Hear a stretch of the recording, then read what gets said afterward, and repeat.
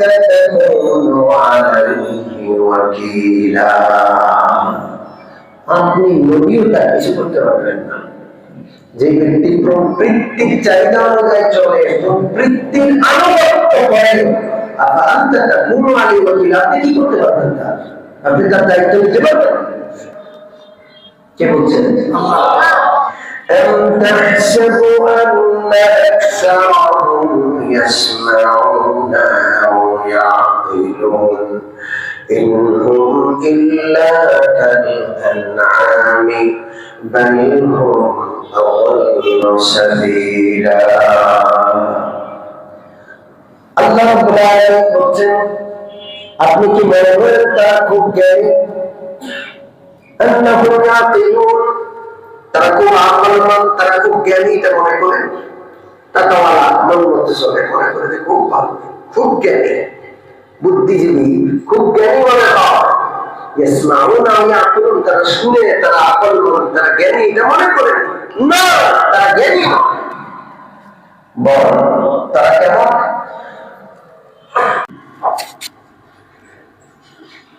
সম্মানিত মুসলিম কিরাম, সূরাতুল মুজাম্মিল পবিত্র কোরআনের ৭৩ নম্বর সূরা ৬ নম্বর আয়াত নিয়ে আমাদের আলোচনা চলছিল। মহান আল্লাহ রাব্বুল আলামিন এই পবিত্র সূরার শুরুতে আল্লাহ রাসূলকে ডাক দিয়ে বলছেন, হে নবীজি, ঘুমিয়ে থাকলে চলবে না, আপনি উঠে পড়ুন, রাত্রি জাগরণ করুন, খুব অল্প সময় ঘুমিয়ে বাকি সময় আপনার প্রভুর সামনে দাঁড়িয়ে ইবাদতে লিপ্ত থাকুন, তেলাওয়াত করুন। কারণ এই কোরআন অনেক ভারী কালাম, আর রাত্রি জাগরণ করলে কি হয়? ষষ্ঠ আয়াতে আল্লাহ বলছেন, ইন্না নাশিআতাল লাইলি হিয়া আশাদ্দু ওয়াকা'আন ওয়া আকাওয়ামু কিলা, নিশ্চয়ই রাত্রি জাগরণ, রাত্রে উঠে কষ্ট করে তাহাজ্জুদ আদায় করা, এটা নফসকে প্রবল ভাবে দলিত করে, দলন করে, নফসকে প্রবল ভাবে চাপ প্রয়োগ করে, কন্ট্রোল করার ক্ষেত্রে সাহায্য করে। রাত্রি জাগরণ করলে নফস কন্ট্রোল হয়। যার নফস কন্ট্রোল হলো, তার অন্তরে আল্লাহ রহমত পূর্ণভাবে জায়গা করে দেয়। সম্মানিত উপস্থিতি, নফসকে কন্ট্রোল করা, নিজের প্রবৃত্তিকে নিয়ন্ত্রণ করা, এটা খুবই জরুরি। মন মতো না চলা, মনের বিপক্ষে আল্লাহর হুকুম মানা, শরীয়তের বিধান পালন করা, এটা জরুরি। মনের সাথে মানুষের যুদ্ধ করতে হয়। ফজরের নামাজের সময় মন বলে শুয়ে থাকে, কি হয়েছে, ঠান্ডা লাগতেছে, বৃষ্টি হয়েছে, আজকে নাইলে থাক। মন একটা বলে, আপনি মনের বিপক্ষে যুদ্ধ করে ফজরের জামাতে আসতে পারছেন কি না? যদি না পারেন, তাহলে আপনার মন আপনার প্রবৃত্তির কাছে আপনি হেরে গেলেন। সে প্রবৃত্তি অনেক শক্তিশালী, আপনাকে হারিয়ে দিল। শুধু ফজরের নামাজ নয়, মানুষের সামনে আল্লাহ তাআলার প্রত্যেকটা বিধান যখন আসে, তখন পরীক্ষা হয়ে যায় যে তার প্রবৃত্তি বেশি শক্তিশালী নাকি আল্লাহর হুকুমকে সে বেশি শক্তিশালী মনে করে। সে যদি আল্লাহর হুকুমকে শক্তিশালী মনে করে, প্রবৃত্তির চাহিদাকে দমন করে আল্লাহর হুকুম পালন করতেই থাকবে। আর যদি প্রবৃত্তি শক্তিশালী হয় তাহলে সে প্রবৃত্তির কাছে হেরে যাবে, আল্লাহর হুকুম পালন করতে পারবে। কথা কি বুঝে আসছে? প্রবৃত্তির কাছে হেরে গেলে সম্মানিত উপস্থিতি, মানুষ আল্লাহর অপ্রিয় হয়ে যায়। প্রবৃত্তিও আল্লাহর আসলে বসে যায়। প্রবৃত্তি যেন তার মাহবুব, প্রবৃত্তি যেন তার খোদা, সে প্রবৃত্তিকেই মানে। যারা আল্লাহর কোন বিধান মানে না, নামাজ রোজা সহ শরীয়তের কোন বিধানের ধার ধারে না, মন মতো চলে, ওই লোকগুলো যেন প্রবৃত্তির পূজা করে, প্রবৃত্তির ইবাদত করে। ওরা যেন আল্লাহকে মানে না, আল্লাহর ইবাদত করে না। এটা কে বলছেন? জোরে বলেন। أفرأيت من اتخذ إلهه هواه أفأنت تكون عليه وكيلا। আপনি কি দেখেন না ওই ব্যক্তিকে ইত্তাখাযা ইলাহু হাওয়াহু, যে তার প্রবৃত্তিকে তার মাবুদ বানিয়ে নিয়েছে, তার খোদা হলো তার মন, সে মন মতো চলে। আপনি কোন ব্যক্তিকে দেখেন না যে তার প্রবৃত্তিকে মাবুদ বানিয়ে নিয়েছে, ইলাহ বানিয়ে নিয়েছে। আমার আপনার ইলাহ আমার প্রবৃত্তি নয়, আমার আপনার ইলাহ কে? আল্লাহ বলছেন ওই ব্যক্তিকে দেখেন না, ওই ব্যক্তি তার মনকে, তার মনের চাহিদাকে, তার প্রবৃত্তিকে ইলাহ বানিয়ে নিয়েছে। أفأنت تكون عليه وكيلا। আপনি নবীও তার কিছু করতে পারবেন না। যে ব্যক্তি প্রবৃত্তির চাহিদা অনুযায়ী চলে, প্রবৃত্তির আনুগত্য করে, أفأنت تكون عليه وكيلا, আপনি কি করতে পারবেন? আপনি তার দায়িত্ব নিতে পারবেন? কে বলছেন? أم تحسب أن أكثرهم يسمعون أو يعقلون إن هم إلا كالأنعام بل هم أضل سبيلا। আল্লাহ রাব্বুল আলামিন বলেন, আপনি কি মনে করেন তারা খুব জ্ঞানী? أنهم يعقلون, তারা খুব আকলমান, তারা খুব জ্ঞানী এটা মনে করেন? তাকাওয়ালা, মন মতো চলে, মনে করে যে খুব ভালো, খুব জ্ঞানী, বুদ্ধিজীবী, খুব জ্ঞানী মনে হয়। ইয়াসমাউনা ওয়া ইয়াকুলুন, তারা শুনে, তারা আকলমান, তারা জ্ঞানী এটা মনে করেন? না, তারা জ্ঞানী নয়। বল তারা কেমন? কে বলছেন? أم تحسب أن أكثرهم يسمعون أو يعقلون إن هم إلا كالأنعام بل هم أضل سبيلا। আল্লাহ রাব্বুল আলামিন বলেন, আপনি কি মনে করেন তারা খুব জ্ঞানী? أنهم يعقلون, তারা খুব আকলমান, তারা খুব জ্ঞানী এটা মনে করেন? তাকাওয়ালা, মন মতো চলে, মনে করে যে খুব ভালো, খুব জ্ঞানী, বুদ্ধিজীবী, খুব জ্ঞানী মনে হয়। ইয়াসমাউনা ওয়া ইয়াকুলুন, তারা শুনে, তারা আকলমান, তারা জ্ঞানী এটা মনে করেন? না, তারা জ্ঞানী নয়। বল তারা কেমন? ইনহুম ইল্লা কাল-আনআমি بل هم أضل سبيلا। এরা হলো চতুষ্পদ সওয়ালের মতো। কে বলছেন? بل هم أضل سبيلا। বড় চতুষ্পদ জানোয়ার তার চেয়ে ভালো, এরা চতুষ্পদ জানোয়ারের চেয়েও বেশি পথ হারায়। চতুষ্পদ জানোয়ার জাহান্নামে, এই প্রবৃত্তির পূজারীগুলো সব জাহান্নামে যাবে। এরা বুদ্ধিজীবী হবে। কে বলছেন? এই জন্য প্রবৃত্তির অনুকরণ করা যাবে না।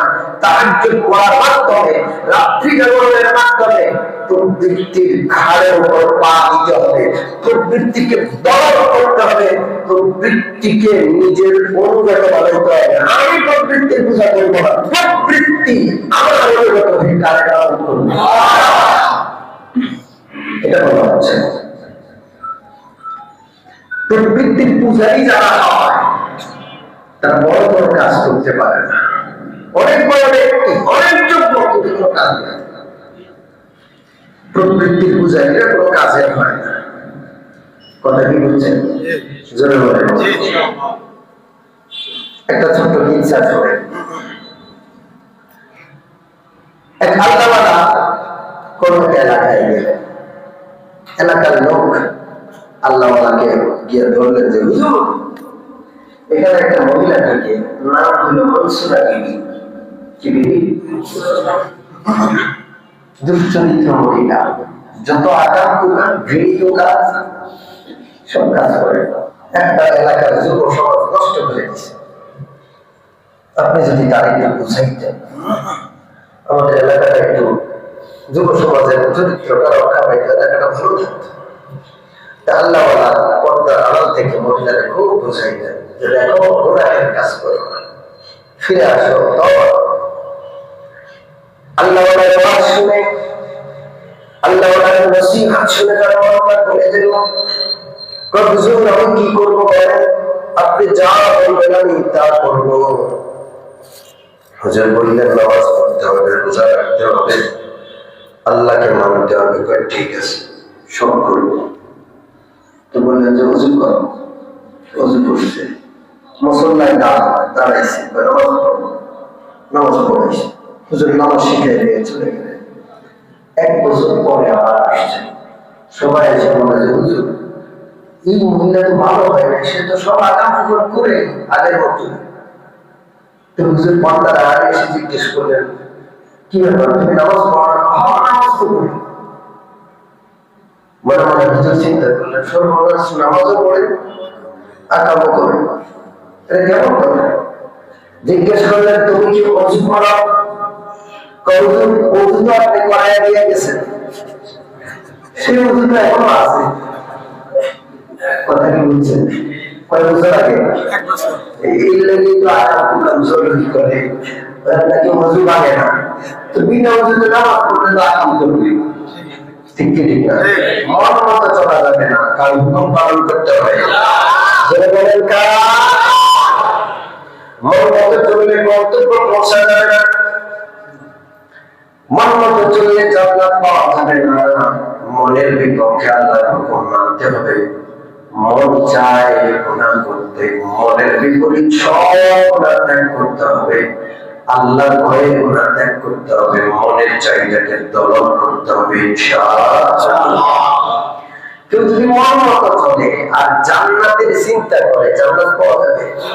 জোরে বলেন না।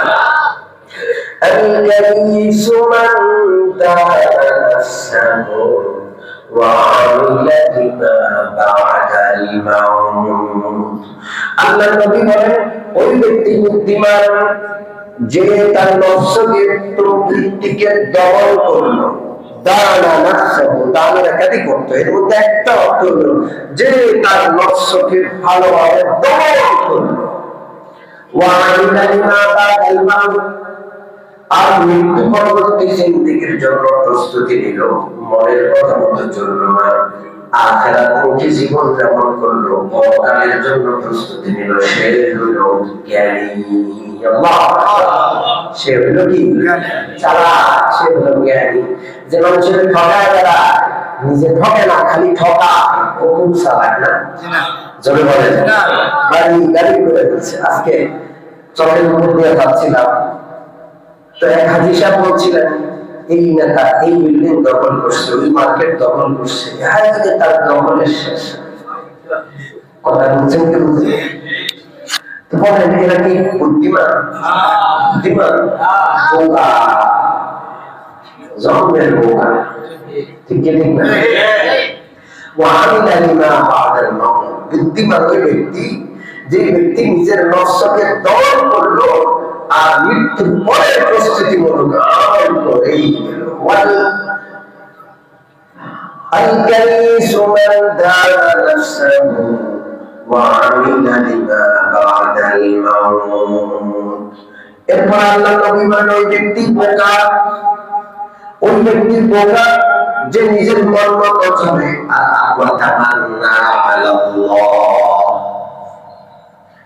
আর আল্লাহ ব্যাপারে খুব ভালো আশা করে যে আল্লাহ আমাদের মাফ করে জান্নাত দিয়ে দেবেন। মানিত্তাবা হাওয়া, যে কি করে নিজের মন মতো চলে আর আল্লাহ খালি উত্তর দিয়ে আশা করতে থাকে যে আল্লাহ আমাদের মাফ করে দিন, আল্লাহ আমাদের জান্নাত দিয়ে দিবেন। যত আকাম সব করে, নামাজ নাই, রোজা নাই, হজ নাই, যাকাত নাই, মন মতো চলে আর আল্লাহর উপর আশা ভরসা করে রাখছে যে আল্লাহ আরহামুর রাহিম আমাদের মাফ করে দিয়ে জান্নাত দিয়ে দিবেন। এই লোকটা হচ্ছে বোকা। রাসূলুল্লাহ বলেছেন এই লোকটা কি বোকা, ওই ব্যক্তি কি বোকা। আমরা বোকা হবো? এই ব্যক্তির দৃষ্টান্ত হলো শেখ চিল্লির মতো। শেখ চিল্লি বা শেখ চাল্লি এক লোক ছিল, কুলিগিরি করত। কি কাজ করতো? তার পেশা ছিল কুলি। স্টেশন থেকে মানুষ যখন ট্রেন থামলে নামতো, মানুষের বোঝা মাথায় নিয়ে বাড়িতে পৌঁছায় যেত। মানুষ 2 টাকা 1 টাকা দিত, সেটা দিয়ে তার সংসার চলত। একদিন এক বড় লোক নামছে, সেই যুগে কাচের পাত্র খুব কম পাওয়া যেত। কাচের পাত্র, কাচের পাত্রের মধ্যে কি, কাচের পাত্রের মধ্যে কি বড় লোকের বড় লোকই কারবার। সে ঘির সুন্দর ডাব্বাটা শেখ চিল্লির মাথায় তুলে দিল। শেখ চিল্লি ঘির বিশাল কাচের বুলুর মাথায় নিয়ে হাঁটতেছে। বড় লোক সামনে সামনে যাচ্ছে, পিছনে পিছনে কুলি বেচারা বড় লোক বেচারার বাড়িতে পৌঁছায় দিবে। রাস্তা দিয়ে যখন চলে, আজকে তার মনে তার আশা আকাঙ্ক্ষা ডালপালা বোঝায়, তার বিভিন্ন আশা জাগ্রত হচ্ছে, আকাঙ্ক্ষা আসছে। মনে মনে চিন্তা করতেছে আজকে যে 2 টাকা পাবো, এই 2 টাকা খরচ করে ফেলবো না, এই 2 টাকা দিয়ে একটা মুরগি কিনবো। ডিমওয়ালা মুরগি, কি মুরগি জোরে বলেন, ডিম দেয় ঘরে দিয়া এটা তা দেব, একটা ডিম পারবে, ওই ডিমে তা দিব। কথা বুঝলেন না? ডিম থেকে একটা কি হবে? বাচ্চা হবে, আবার ডিম পারবে, আরেকটা বাচ্চা হবে। এইভাবে মুরগির অনেকগুলো কি হবে, বাচ্চাগুলো বড় হবে, অনেক বাচ্চা, অনেক মুরগি হয়ে গেছে। এই সবগুলো মুরগি কি করে ছাগল কিনবো, ছাগলের বাচ্চা হবে। মুরগি তো একটা ডিম দেয়, ছাগল কয়টা বাচ্চা দেয়? 3-4টা করে বাচ্চা দেয়। ছাগলের বাচ্চা হইতে হইতে অনেক ছাগল হয়ে যাবে। এবার ছাগল মহিষার গরু বাচ্চা দিবে, অনেক গরু, অনেক মহিষ। হ্যাঁ, গরু আর মহিষের অভাব নাই। গরুর ব্যবসা, ছাগলের ব্যবসা, মহিষের ব্যবসা করে আমি লাখপতি কোটিপতি হয়ে যাবো। এই বড় লোকের যে বিশাল আলিশান বিল্ডিং, এরকম করে একটা রাজপ্রাসাদ বানাবো। কি বানাবো? সুন্দর রাজকীয় ভাবে সাজাবো। আমি রাজা মতো একটা আরাম করে একটা আসনে বসবো। আমার ছেলে পেলে, আমার স্ত্রী, ওরা রানীর মতো, রাজপুত্রের মতো, রাজকন্যার মতো সেজে গুজে আমার সামনে আসবে, বলবে বাবা দস্তরখান বিছানো, টেবিলে খাবার আপনার জন্য অপেক্ষা করছে, একটু আসেন। আমি তো মহা খুশি, স্বাদের বিভিন্ন খাবার ওখানে উপস্থিত। তো আমি একটু অভিমান দেখাবো, আমি বলবো নেই খায়েঙ্গে, নেই খায়েঙ্গে বলে যে আপনার মাথা নাড়া দিছে, হঠাৎ করে মাথার উপর থেকে ঘির ডাব্বা ধরে, কাঁচের ডাব্বা ভাইটা ঘি সব জমিনের মধ্যে করে দিচ্ছে।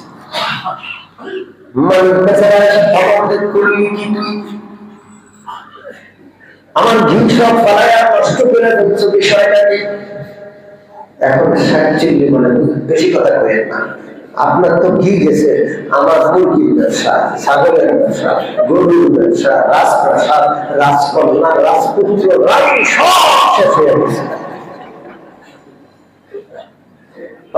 মুসলমান যারা গুনাহ করে, মন মতো চলে,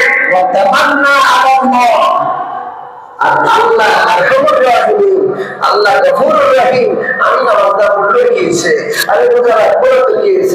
আমি গুনাহের কাজ করবো, আল্লাহর হুকুম পালন করবো না, তো কি আল্লাহ একসময় মাফ করে দিবে। এই রকমের চিন্তা করা ব্যক্তি এই 7 চাকরির চাইতেও আরো বেশি গুনাহ। ঠিক ঠিক না? কাকে মানতে হবে? এই মতো চলা যাবে না। যদি কোনো বান্দা মন মতো না চলে, আল্লাহর বিধান পালন করে চলে, ওই বান্দা খুব সাধারণ হতে পারে, কিন্তু সে অসাধারণ হয়ে যায়। ওই সাধারণ মানুষটাকে আল্লাহ অসাধারণ করে দেন, তার আত্মিক শক্তি অসাধারণ আকাঙ্ক্ষা। মুসলমান কেউ যদি শুধুমাত্র আল্লাহ ইবাদত করে, আল্লাহকে মানে, মন মতো না চলে, তার অসাধারণ হওয়ার একটা ঘটনা আপনাদেরকে শোনাই। হযরত আসমা বিনতে ইয়াজিদ রাদিয়াল্লাহু আনহা একজন মহিলা সাহাবী, হযরত মুআয ইবনে জাবাল রাদিয়াল্লাহু তাআলা আনহুর চাচাতো বোন, মহিলা সাহাবী, বড় যোগ্য সাহাবী। প্রত্যেকজন সাহাবী শতভাগ নফসকে দলন করে নবীর সুন্নতে ধন্য হয়ে একমাত্র তার ইবাদত করেওয়ালা একেবারে শতভাগ সাহাবী, আল্লাহর ওলি। এবং এত বড় ওলি সারা বিশ্বের ওলিদের পাল্লায় রাখলে একজন সাহাবীর সমান হতে পারবে না। আসমা বিনতে ইয়াজিদ রাদিয়াল্লাহু তাআলা আনহা, তাকে তার উপাধি খতিবাতুন নিসা, তিনি খুব সুন্দর বক্তব্য রাখতে পারতেন, এই জন্য তাকে খতিবাতুন নিসা বলা হতো। মহিলাদের বক্তা, নারীদের বক্তা, অর্থাৎ নারীদের পক্ষ থেকে তিনি আল্লাহ রাসূলকে বিভিন্ন প্রশ্ন করতেন। আল্লাহ রাসূল তার প্রশ্নের কি দিতেন? জবাব দিতেন। বড় একটা প্রশ্ন আছে। একদিন এসে বললেন, ইয়া রাসূলুল্লাহ, আমি নারীদের পক্ষ থেকে আপনাকে পর্দা থেকে কিছু প্রশ্ন করতে চাই। নবী বললেন, কি প্রশ্ন? হযরত আসমা বললেন, ইয়া রাসূলুল্লাহ, পুরুষরা সবসময় আপনার পাশে থাকে, আমরা নারীরা ঘরে থাকি, আপনার পাশে থাকতে পারি না। ও আল্লাহর নবী, পুরুষরা 5 ওয়াক্ত মসজিদে এসে আপনার পিছনে নামাজ আদায় করে, আমরা ঘরে থাকি, নামাজ আদায় করতে পারি না। ও আল্লাহর নবী, পুরুষরা জিহাদে যায়, আপনার কাছে সাড়া দিয়ে আমরা সবসময় যাইতে পারি না, আমরা ঘরে থাকি। পুরুষরা অনেক আগায় গেল, অনেক পিছায় গেলাম, কিন্তু ইয়া রাসূলুল্লাহ, আমাদের শরীরের বাচ্চাগুলোকে আমরা কোলে পিঠে করে মানুষ করি, দুধ পান করাই, তাদের ঘর, তাদের সম্পদ আমরা হেফাজত করি। তারা আল্লাহর রাস্তায় জিহাদে গেলে আমরা ঘরের দেখভাল করি, কাপড় সেলাই করি, তাদের জন্য খাবার রান্না করি, ঘরগুলো গোছায় রাখি। আমরা তো পিছিয়ে পড়লাম, আমরা তো পুরুষদের মতো আমরা সময় পাই না। আল্লাহ রাসূল সাহাবাদেরকে বললেন, ও সাহাবীরা, কোন নারী এত সুন্দর প্রশ্ন করতে পারে তোমরা কি কোনোদিন দেখেছো? উপস্থিত সাহাবারা বললেন, ইয়া রাসূলুল্লাহ, কোন নারী এত সুন্দর প্রশ্ন করতে পারে কোনদিন চিন্তাই করি না। আল্লাহ রাসূল বললেন, আসমা, শুনে রাখো, খুব ভালো করে শোনায়, তুমি যাদের পক্ষ থেকে প্রশ্ন নিয়ে আসছো সকলের কাছে বার্তা পৌঁছায় দাও। কোন নারী যদি লজ্জাস্থানের হেফাজত করে, স্বামীর আমানত রক্ষা করে, স্বামীর ঘরের দেখভাল করে, স্বামীর অনুপস্থিতিতে স্বামীর সন্তানদের আদর যত্ন করে, লালন পালন করে, মানুষ করে, পর্দা কুশিলা বজায় রেখে স্বামীর ঘরের হেফাজত করে, ওই স্বামী, ওই পুরুষেরা যত ইবাদত করবে, জিহাদে যাবে, 5 ওয়াক্ত নামাজের জামাতে শামিল হবে, আলেম ওলামাদের খিদমত করবে, জুমায় যায়, ঈদের নামাজে যাবে, জানাজায় যাবে, যত ইবাদত করবে, আল্লাহ রাব্বুল আলামিন ঘরের হেফাজতকারী পর্দানশীল নারীদেরকে ঘরে বসাইয়া সমপরিমাণ সওয়াব দান করে দিবে। এই হলো সে আসমা বিনতে ইয়াজিদ রাদিয়াল্লাহু আনহা। হযরত আসমা বিনতে ইয়াজিদ রাদিয়াল্লাহু তাআলা আনহাকে অনেক সময় জিহাদের ময়দানে নিয়ে যাওয়া হতো। খুব তৎপর ছিলেন, খুব তৎপর। জিহাদের ময়দানে তিনি পিছন থেকে পুরুষদের সহযোগিতা করতে পারতেন। কোন কোন মা, কোন কোন নারীরা এমন থাকে যারা খুব বুদ্ধিমতী, আছে না নাই? আমাদের মা চাষিদের মধ্যে এরকম দুই একজন আছে না? ওই বাবা অনেক বুদ্ধি রাখেন, অনেক জ্ঞান রাখেন, অনেক ঘর সামলাইতে জানেন, অনেক খোঁজ খবর রাখা, পুরো গোষ্ঠীর সাথে সামলায়, আছে না নাই? হযরত আসমা বিনতে ইয়াজিদ এমনই ছিলেন। এই জন্য মাঝে মাঝে তাকে জিহাদের ময়দানে নিয়ে যাওয়া হতো, আপনি চলেন। তিনিও খুব আগ্রহের সাথে জিহাদের ময়দানে যাইতেন। এরকম ভাবে হযরত ওমর রাদিয়াল্লাহু তাআলা আনহু যুগে ইয়ারমুকের যুদ্ধ, খ্রিস্টানদের বিরুদ্ধে, রোমানদের বিরুদ্ধে যুদ্ধ, ইয়ারমুকের যুদ্ধ, বড় কঠিন যুদ্ধ। সেই যুদ্ধে হযরত আসমা বিনতে ইয়াজিদকে নিয়ে যাওয়া হলো। আসমা বিনতে ইয়াজিদ রাদিয়াল্লাহু তাআলা আহত বন্ধুদের খেদমত করতেন, ব্যান্ডেজ করে দিতেন, তাদের সেবা শুশ্রূষা করতেন। নারীদের একটা দল তার আন্দাজে ছিল, তারা সবাই সেবা করতেন, পানি পান করাইতেন, আহতদের চিকিৎসা দিতেন। কিন্তু ইয়ারমুকের যুদ্ধে এমন কঠিন পরিস্থিতি তৈরি হলো, রোমান সৈন্যরা এমন আক্রমণ করলো, নারীরা পর্যন্ত আক্রমণের শিকার হয়ে নারীরা নিজেদেরকে রক্ষা করার কোন উপায় নাই, অস্ত্র ধারণ করলেন। কি ধারণ করতে হবে? জোরে বলেন। হযরত আসমা বিনতে ইয়াজিদ রাদিয়াল্লাহু তাআলা হাতে কোন অস্ত্র নেই। তিনি যেটা অবস্থান করতেন সেই তাবুটাকে খুইলা, সেই তাবুর খুঁটিটা হাতে নিতেন। তিনি বীরঙ্গনা নারী বাঘিনী ওই তাবুর খুঁটি দিয়ে যুদ্ধ করে রোমান সৈন্যকে লাশে পরিণত করতেন। এরা নিজের নফসকে যখন দমন করেছেন, এরা এক একজন বাহিনী হয়ে গেছেন। আমি বলতে চাই, যারা নিজের নফস অনুযায়ী চলবে না, মরনার প্রবৃত্তিকে দমন করে আল্লাহ হুকুম, আল্লাহ বিধানকে অগ্রাধিকার দিবে, তারা এমন এমন কাজ করে বসবে যেটা অনেকে কল্পনাও করতে পারে না। হযরত আসমা বিনতে ইয়াজিদ এমন বীরঙ্গনা ছিলেন। হযরত আসমা বিনতে উমাইস রাদিয়াল্লাহু আনহা, আসমা বিনতে উমাইস, কি নাম? আসমা বিনতে উমাইস রাদিয়াল্লাহু তাআলা আনহা।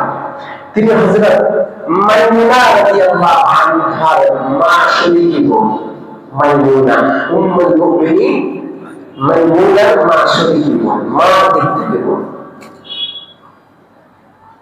আসমা বিনতে উমাইস ওনার যে কোরবানি, একজন নারী কিন্তু কি কোরবানি দেখেন। মানুষ দ্বীনের জন্য কোরবানি তখন করতে পারে যখন সবকিছু আল্লাহর জন্য হয়, নফসের জন্য না, প্রবৃত্তির চাহিদার জন্য না। আমার জীবন, আমার মন, আমার নামাজ, আমার রোজা, আমার হজ যাকাত কোরবানি, আমার বেঁচে থাকা, আমার মরে যাওয়া সব কাজ জন্য, কোনো কিছু আমার মনের জন্য না, আল্লাহ। হযরত আসমা বিনতে উমাইস রাদিয়াল্লাহু তাআলা আনহার স্বামী ছিলেন হযরত জাফর তাইয়ার। আলী রাদিয়াল্লাহু তাআলা আনহুর ভাই হযরত জাফর আসমা বিনতে উমাইসের স্বামী ছিলেন। প্রথম অবস্থায় তারা বড় নির্যাতনের শিকার হলেন। মক্কা ছেড়ে হিজরত করে হাবশায় চলে গেলেন, নাজ্জাশী বাদশার দেশে হাবশায়। সেখানে অনেকদিন অবস্থান করবেন স্বামী জাফর রাদিয়াল্লাহু তাআলা আনহুর সাথে। ৭০ হিজরিতে তারা হাবশা থেকে মদিনায় আসলেন। কোথায় আসলেন? আল্লাহ রাসূল সাল্লাল্লাহু আলাইহি ওয়াসাল্লামের চাচাতো ভাই হযরত জাফরের স্ত্রী আসমা বিনতে উমাইস। ওই পরিবারের সাথে নবীর অনেক সম্পর্ক। হঠাৎ করে মুতার যুদ্ধ আসলো, মুতার যুদ্ধ। আল্লাহ হাবিব সাল্লাল্লাহু আলাইহি ওয়াসাল্লাম তিনজন সাহাবীকে সেনাপতি বানাইলেন। প্রথম সেনাপতি যায়েদ ইবনে হারেসা, তিনি যদি ইন্তেকাল করেন তাহলে দ্বিতীয় সেনাপতি হবেন হযরত জাফর তাইয়ার। তিনি যদি ইন্তেকাল করেন তৃতীয় সেনাপতি হবেন আব্দুল্লাহ ইবনে রাওয়াহা রাদিয়াল্লাহু আনহু। আল্লাহর কি হুকুম, এক ইহুদি সাথে সাথে শপথ করে বলল, কোন নবী যদি এরকম করে সেনাপতি নির্ধারণ করে, নিশ্চিত তারা কি হয়ে যায়, যুদ্ধের ময়দানে শহীদ হয়ে যায়। আল্লাহ, মুতার যুদ্ধে মুসলমান 3000 আর কাফের সৈন্য 30,000। কয় হাজার? 30,000-এর বিরুদ্ধে 3,000-এর যুদ্ধ। আল্লাহ কি হিকমত, যায়েদ ইবনে হারেসা শহীদ হয়ে যান, হযরত আব্দুল্লাহ ইবনে রাওয়াহা, জাফর তাইয়ার সবাই শহীদ হয়ে যান। সর্বশেষ হযরত খালিদ ইবনে ওয়ালিদ নেতৃত্ব গ্রহণ করলেন। রাসূলুল্লাহ মদিনার মিম্বরে বসে বসে বলছেন, এই যে আল্লাহ আমাকে চিত্র দেখাচ্ছেন, যায়েদ ইবনে হারেসা শহীদ হয়ে গেছে, জাফর তাইয়ার শহীদ হয়ে গেছে, আব্দুল্লাহ ইবনে রাওয়াহা শহীদ হয়ে গেছে। এখন মুসলমানদের নেতৃত্ব নিয়েছেন সাইফুম মিন সুয়ুফিল্লাহ, আল্লাহর এক তরবারি, ওই তরবারিকে কেউ ভাঙতে পারবে না।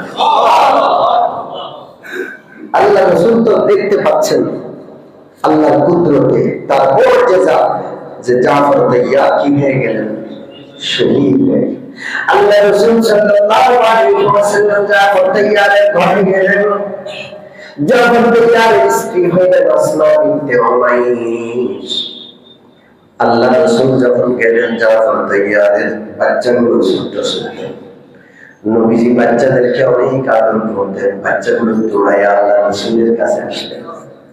আল্লাহ রাসূলকে ওরা জানে না ওদের বাবা কি হয়ে গেছে, শহীদ হয়ে গেছে। আল্লাহ হাবিব সাল্লাল্লাহু আলাইহি ওয়াসাল্লাম বাচ্চাগুলোকে বুকে জড়ায় ধরে চুমু দিচ্ছেন। আল্লাহ রাসূলের দুই চোখ বেয়ে বেয়ে অশ্রু গড়ায় পড়ছে। হযরত আসমা বিনতে উমাইস পর্দার আড়াল থেকে রাসূলুল্লাহর চোখে পানি দেখে বললেন, ইয়া রাসূলুল্লাহ, কোন দুঃসংবাদ আছে নাকি? আপনার চোখে পানি কেন? জাফরের কোনো খবর আছে কিনা? সবই কথা জিজ্ঞেস করলেন। আল্লাহ রাসূল বললেন, জাফর তো আল্লাহর পথে শহীদ হয়ে গেছে। আল্লাহু আকবার। আল্লাহ রাসূল সাল্লাল্লাহু আলাইহি ওয়াসাল্লাম এই কথা বলে জাফরের সন্তানগুলোকে মুছে টুছে দিয়ে তিনি কাঁদতে কাঁদতে আসমা বিনতে উমাইসের ঘর থেকে বের হয়ে চলে গেলেন। এই আসমা বিনতে উমাইস রাদিয়াল্লাহু আনহা হযরত জাফর তাইয়ারের স্ত্রী। জাফর তাইয়ার রাদিয়াল্লাহু তাআলা আনহু শাহাদাতের পর আসমা বিনতে উমাইস রাদিয়াল্লাহু তাআলা আনহার ইদ্দত পালন হওয়ার পর আল্লাহ রাসূল নিজে আসমা বিনতে উমাইসকে আবু বকর রাদিয়াল্লাহু আনহুর সাথে বিয়ে করায় দিলেন। এখন কার স্ত্রী? আবু বকরের স্ত্রী। আল্লাহু আকবার, আল্লাহু আকবার। হযরত আবু বকর যতদিন জীবিত ছিলেন, আসমা বিনতে উমাইস রাদিয়াল্লাহু আনহা আবু বকরের স্ত্রী ছিলেন। হযরত আবু বকরের ইন্তেকাল হয়ে যায়। কিতাবে লেখে হযরত আবু বকরের স্ত্রী থাকা অবস্থায় আল্লাহ নবীর কলিজার টুকরা হযরত ফাতেমা যখন অসুস্থ হয়ে যান, হযরত আবু বকর আসমানে পাঠিয়ে দিলেন, আসমা যাও। হযরত রাসূল খুদা সাল্লাল্লাহু আলাইহি ওয়াসাল্লামের কলিজার টুকরা ফাতেমার খেদমত করো। আসমা বিনতে উমাইস শেষ মুহূর্ত পর্যন্ত হযরত ফাতেমার খেদমত করেছেন। হযরত ফাতেমার ইন্তেকাল হয়ে যায়। হযরত আসমা হযরত আবু বকরের স্ত্রী হিসেবে আছেন। এক সময় আল্লাহর হুকুম, হযরত আবু বকরের ইন্তেকাল হয়ে যায়। আল্লাহু আকবার। হযরত আবু বকরের ইন্তেকাল হয়ে যাওয়ার পর হযরত আসমা বিনতে উমাইসের ইদ্দত পালন হওয়ার পর শেরে খুদা হযরত আলী রাদিয়াল্লাহু আনহু হযরত আসমা বিনতে উমাইসকে বিয়ে করেন। আল্লাহু আকবার।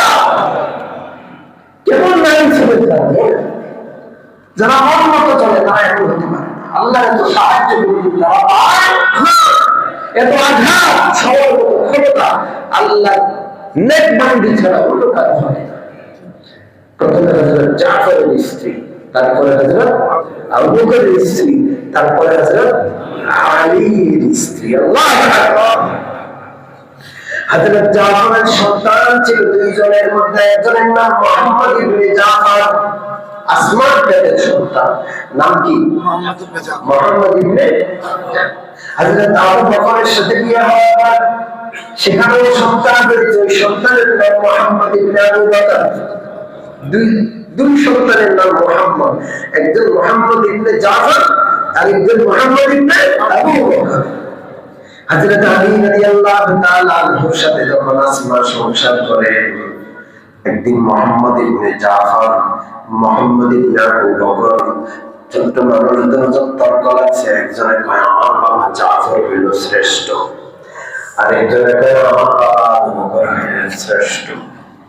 দেখছেন অবস্থা, বাচ্চারা তর্ক লাগে না, কথা কয় না।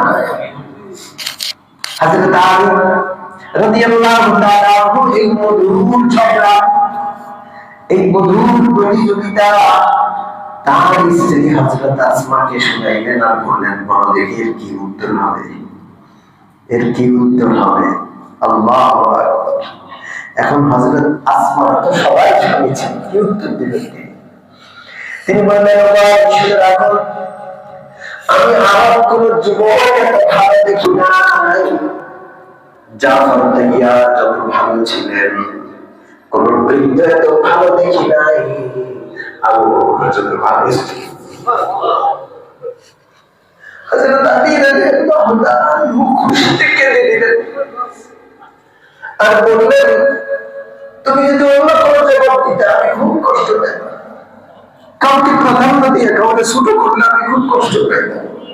তুমি এমন একটা জবাব দিয়েছ, যে জবাব শুনে আমার কলিজা খুশিতে ভরে গেছে।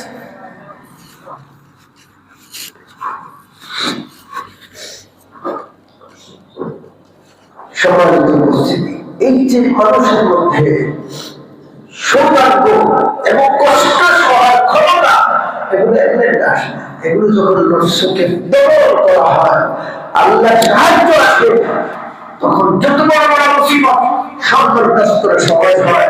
আর বান্দা আল্লাহর জন্য মুসিবত বরদাস্ত করলে আল্লাহ পুরস্কারটাও দেবেন। এই জন্য নফসকে দমন করতে রাজি আছি। তাহাজ্জুদ করব ইনশাআল্লাহ, বলেন তাহাজ্জুদ করব ইনশাআল্লাহ। আল্লাহ যেন আমাদের তৌফিক দান করেন। রাতে আগে আগে ঘুমাবো, আগে আগে উঠার চেষ্টা করবো। আল্লাহ যেন সাহাবায়ে কেরামের অনুসারী হওয়ার তৌফিক দান করেন। আমিন। ওয়া আখিরু দাওয়ানা আলহামদুলিল্লাহি রাব্বিল আলামিন ওয়া সাল্লাল্লাহু তাআলা আলা সাইয়্যিদিনা মুহাম্মদ।